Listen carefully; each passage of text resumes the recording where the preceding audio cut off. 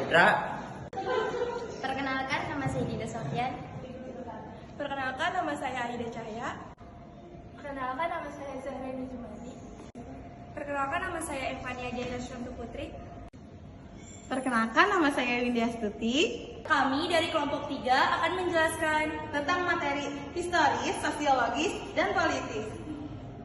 Baiklah, saya sini akan menjelaskan tentang sumber historis.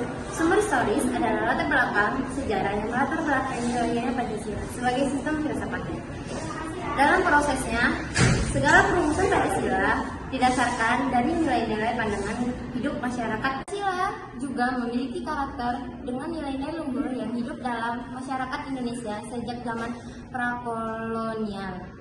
Nilai-nilai tersebut antara lain adalah gotong royong, musyawarah, toleransi, kekeluargaan, kesetiaan, kejujuran, keadilan. Pancasila juga memiliki karakter dengan nilai-nilai luhur yang hidup dalam masyarakat Indonesia sejak zaman prakolonial. Sumber sosiologis adalah kondisi sosial budaya masyarakat Indonesia yang beragam dan heterogen.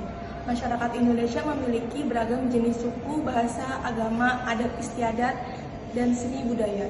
Keberagaman tersebut merupakan potensi sekaligus tantangan persatuan nasional.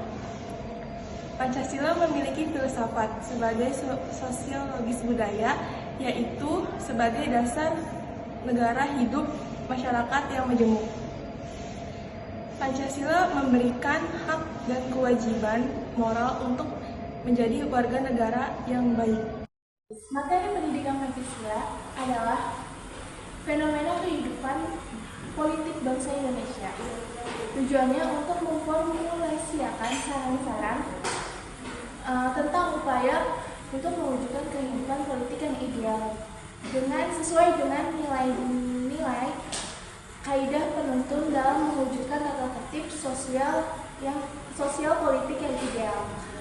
Hal ini sejalan dengan Budiarto sebagai berikut. Ideologi politik adalah nilai-nilai, norma-norma, ide, kepercayaan, dan keyakinan suatu dia dimiliki sekelompok orang atas dasar dia menentukan sikapnya dalam problematika politik Indonesia dan menentukan sikap tingkah lakunya.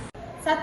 Sumber dari segala sumber hukum Indonesia. 2. Meliputi suasana kebatinan dari Undang-Undang Dasar. 3. Menciptakan cita-cita hukum bagi hukum dasar negara. 4. Menjadikan sumber semangat bagi Undang-Undang 45. 5. Dan mengandung norma-norma yang menghasilkan undang-undang untuk mewajibkan perintah maupun penyelenggara negara yang lain untuk memelihara budi pekerti luhur. Fungsi-fungsi Pancasila sebagai dasar negara. Yang pertama ada Pancasila sebagai ideologi negara. Yang kedua ada Pancasila sebagai dasar negara. Ketiga ada Pancasila sebagai jiwa bangsa Indonesia. Keempat ada Pancasila sebagai kepribadian bangsa Indonesia. Yang kelima ada Pancasila sebagai pandangan hidup bangsa Indonesia. 6. Pancasila sebagai sumber dari segala sumber hukum bagi negara Republik Indonesia. 7. Pancasila sebagai perjanjian luhur Indonesia. 8. Pancasila sebagai cita-cita dan tujuan Indonesia. 9. Pancasila sebagai falsafah hidup.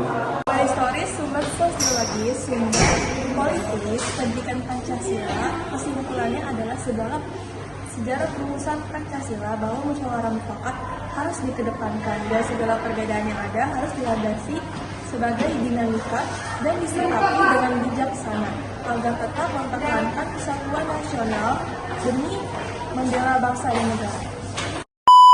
Sekian dari kelompok kami, mohon maaf bila ada kesalahan.